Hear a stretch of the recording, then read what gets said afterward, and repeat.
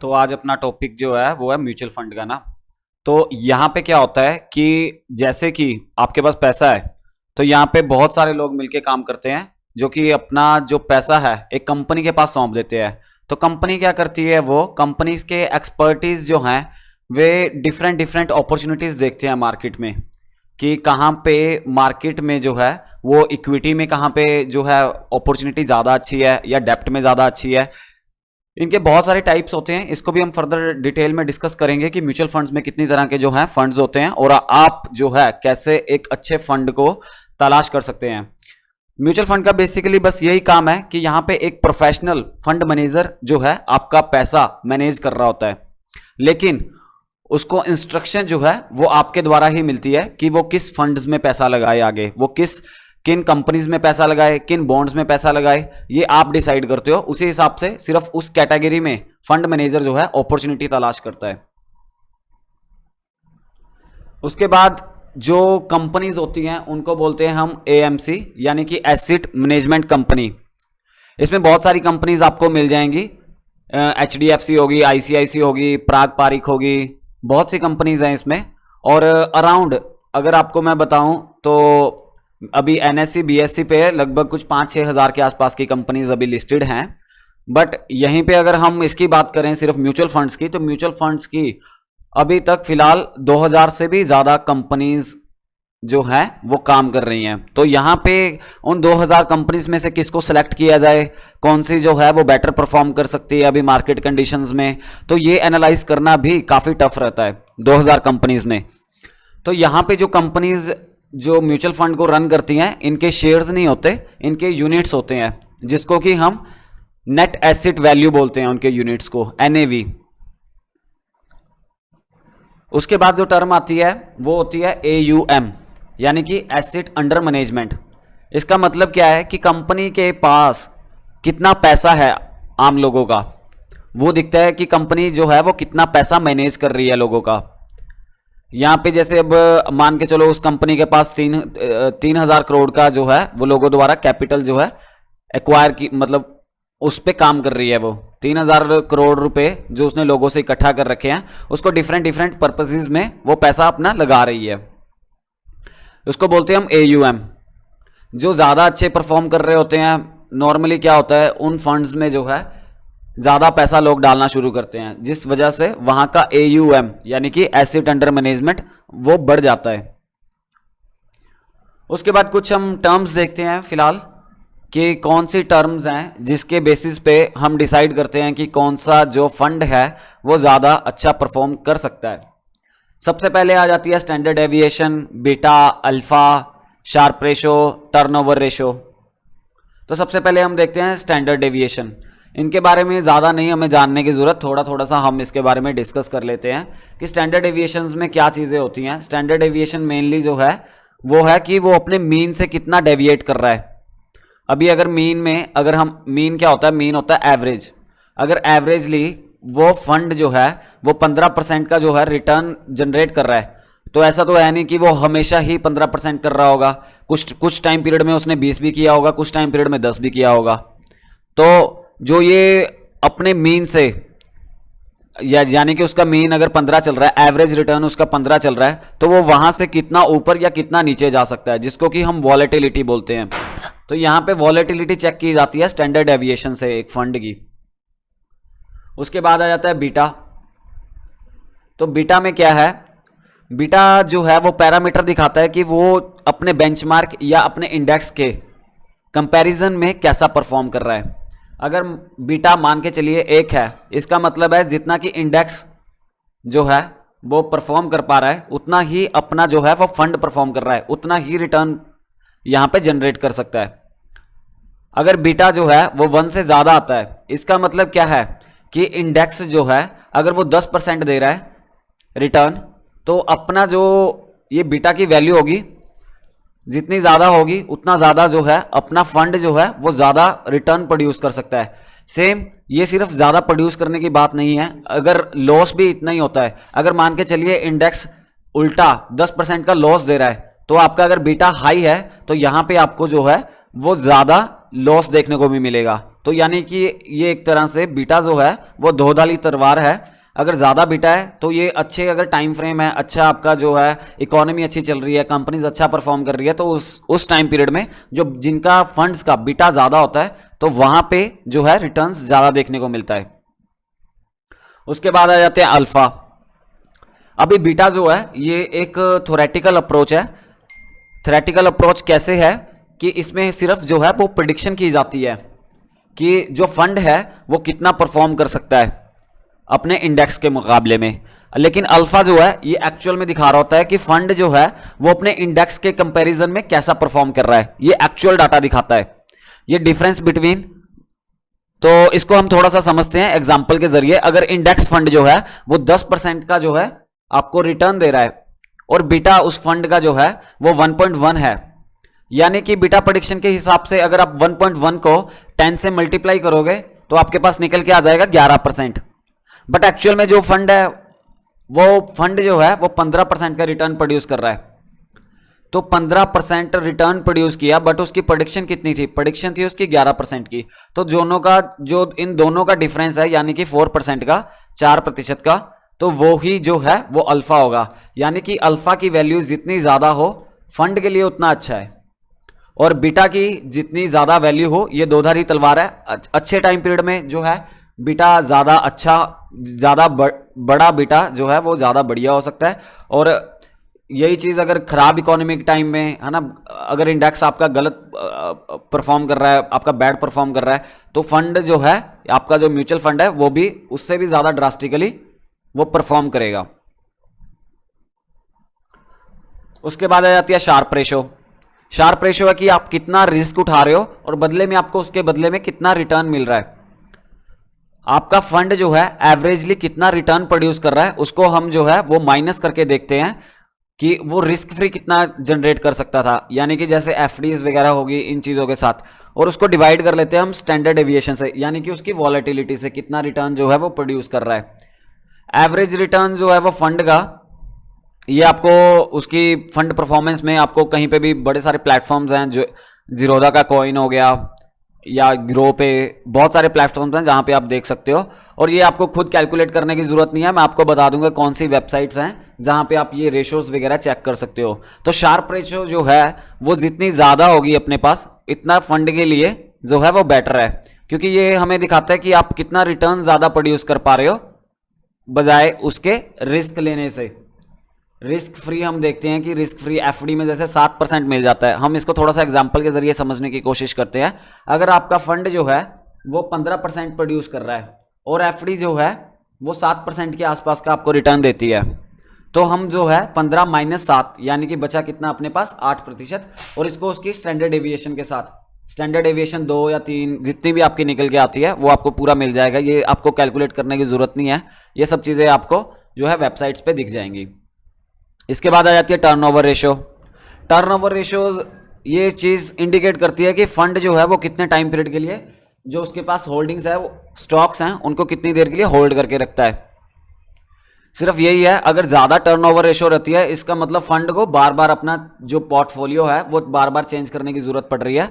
ये थोड़ा सा इंडिकेट करता है कि हो सकता है कि फंड मैनेजर जो है वो अच्छे से परफॉर्म नहीं कर पा रहा है, इसी वजह से जो वो अपनी जो है वो होल्डिंग्स बार बार चेंज कर रहा है। बट ये ज़रूरी नहीं है। कई बार टर्नओवर, अगर टर्नओवर रेशो ज़्यादा है तो इसका मतलब ये भी है कि फंड जो है वो कुछ अच्छी अपॉर्चुनिटीज़ देख के मार्केट में वहाँ पे जो है अपनी जो है होल्डिंग्स वगैरह शिफ्ट कर रहा है। तो ये इसके बारे में ज़्यादा कन्फ्यूज़न क्रिएट हो सकती है। अगर आप फिलहाल जो है वो रिटर्न्स पे ध्यान दें। तो इसके बाद जो है रिटर्न्स के लिए कुछ जो टर्मिनोलॉजी आती है, एक तो आती है ट्रेलिंग रिटर्न्स की। ट्रेलिंग रिटर्न्स में क्या होता है कि आप जो है जितने पास्ट पीरियड का आप देखते हो टिल नाउ, आज तक उसने कितना जो है वो रिटर्न प्रोड्यूस करके दिया। ये 1 साल की ट्रेलिंग रिटर्न्स हो सकती हैं, 2 साल की, 5 साल की, ऐसे करके अलग अलग टाइम फ्रेम्स पे आप देख सकते हैं। अगर आप इस साल का देखते हो 1 साल का ट्रेलिंग रिटर्न्स, तो अभी फिलहाल अक्टूबर का महीना चल रहा है, तो पिछले साल का जो अक्टूबर के महीने से लेके इस साल के अक्टूबर के महीने तक फंड ने कितना रिटर्न जो है वो प्रोड्यूस किया। इसके बाद आता है एब्सोल्यूट रिटर्न। एब्सोल्यूट रिटर्न में कोई टाइम फ्रेम नहीं होता। इसमें क्या है कि अगर मान के चलो आज उसका म्यूचुअल फंड का अगर 100 रुपये जो है पर यूनिट चल रहा है, उसका प्राइस NAV चल रही है अगर उसकी 100 की, तो अगर 2 साल के बाद वो NAV 100 से बढ़ के 120 हो जाती है, तो यानी कि 20% का यहाँ पे आपको एब्सोल्यूट रिटर्न देखने को मिलेगा। बट अगर वहीं पे हम अगर कैगर की बात करें, ये होता है कि एनुअलाइज्ड, इसमें जो है वो टाइम पीरियड फिक्स कर रखा होता है कि हर साल जो है वो कितना कंपनी जो फंड है वो कितना प्रोड्यूस कर पा रही है। अगर 100 से 2 साल के अंदर 20 हुआ है, तो इसका मतलब कैगर में वो 9.9 के आसपास का दिखेगा, 9.8% के आसपास का, क्योंकि यहाँ पे कंपाउंडिंग हो रही है। 10% प्लस 10% मत सोचिएगा इसको, ये कैगर है। तो कैगर में क्या होता है, इसमें कंपाउंडिंग देखी जाती है। अभी हम नेक्स्ट आ जाता है कि कितनी तरह के जो हैं वो फंड्स होते हैं। बेसिकली इसी चीज़ में, इसी वजह से मैं आपको बोल रहा था कि इसकी जो है 2000 प्लस से भी ज़्यादा फंड्स हैं अभी फ़िलहाल, जिसमें कि ब्रॉडली अगर हम देखें तो 5 तरह के ही फंड्स यहाँ पे काम करते हैं। First of all equity funds होते हैं, उसके बाद डेप्थ फंड हैं, हाइब्रिड फंड्स हैं, सोल्यूशन ओरिएंटेड हैं, और कुछ अदर टाइप्स के भी फंड्स होते हैं जिसको कि हम अभी फर्दर डिस्कस कर लेंगे।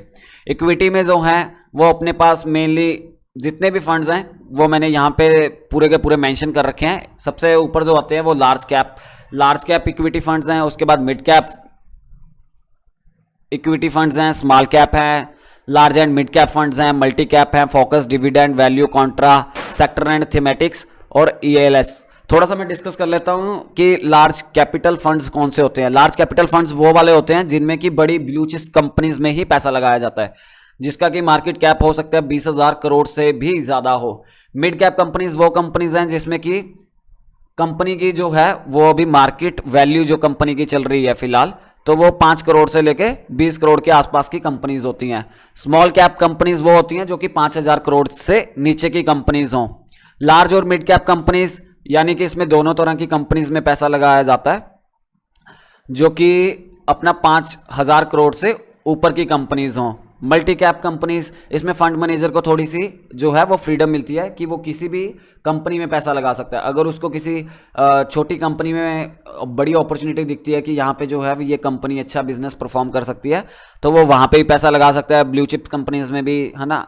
और साथ ही साथ वो मिड कैप कंपनीज में भी, स्मॉल, हर तरह की कंपनीज में मल्टी कैप जो फंड है उसका फंड मैनेजर जो है वो पैसा लगा सकता है। उसके बाद आ जाते हैं फोकस्ड फंड। ये फोकस्ड फंड क्या होते हैं, ये वैसे फंड्स होते हैं जिनमें की होल्डिंग्स जो है वो कंपनीज की वो बहुत कम कंपनीज में इन्वेस्ट किया जाता है, बट इनमें जो क्वांटिटी होती है वो ज्यादा बड़ी हो जाती है। वही कि इनमें अगर ऐसे नहीं होता कि इनमें ज़्यादा बड़ी डिवर्सिफिकेशन नहीं करते हैं। अप टू ज़्यादा से ज़्यादा मेरे को देखने को मिलती है कि ज़्यादा से ज़्यादा ये 20 या 25 कंपनीज में ही पैसा जो है वो अपना सारा का सारा लगाते हैं।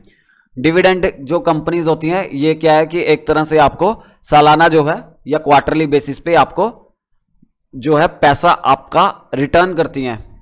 यहाँ पे आपका जो पैसा कमाया हुआ है वो दोबारा से नहीं लगता, यहाँ पे आपको जो है वो कुछ उसका पोर्शन जो है वो आपको डिविडेंड के रूप में आपको वापस दे दिया जाता है। वैल्यू फंड्स जिसमें कि कंपनीज का देखा जाता है कि हाई लो PE हो, low price to book value हो, ऐसी चीज़ों पे ज़्यादा फोकस किया जाता है। कॉन्ट्रा फंड्स वो हैं जब कोई फंड ज़्यादा गिर रहा है उसको खरीदेंगे, ऐसा करके जो बनता है उसको कॉन्ट्रा बोल देते हैं। सेक्टर वाले जो है, इसमें सेक्टर्स वाले में अलग अलग तरह के सेक्टर्स, जैसे कि FMCG सेक्टर की, अगर FMCG सेक्टर का जो फंड है वो सिर्फ FMCG प्रोडक्ट्स में ही लगाएगा, जैसे कि नेस्ले, ब्रिटानिया, HUL, ऐसी कंपनीज में ही पैसा लगाएगा। या IT कंपनीज सेक्टर का जो फंड है वो सिर्फ IT सेक्टर की कंपनीज में पैसा लगाएगा, जैसे इन्फोसिस, TCS, विप्रो, HCL। ये सेक्टर और थीम वाइज जो है वो इक्विटी फंड्स होते हैं। ELSS ये वो वाले फंड्स होते हैं, इक्विटी लिंक्ड सेविंग स्कीम्स। इसमें वो वाले फंड्स आ जाते हैं जिसमें कि आप टैक्स जो है वो सेव कर सकते हो, बट इनका लॉक इन पीरियड चल रहा होता है। इनका 3 साल का लॉक इन पीरियड होता है। अगर आप 3 साल तक इन फंड्स में पैसा लगाते हो तभी आपको जो है वो टैक्स का बेनिफिट मिल पाता है। उसके बाद आज जो आ जाता है वो है अपने पास डेप्ट फंड।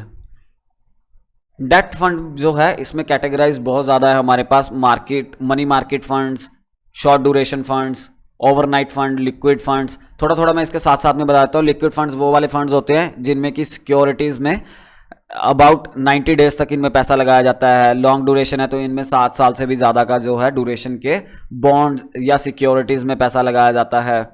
मीडियम ड्यूरेशन वाले फंड्स जिनमें कि 3 से 4 साल के लिए पैसा लगाया जाता है।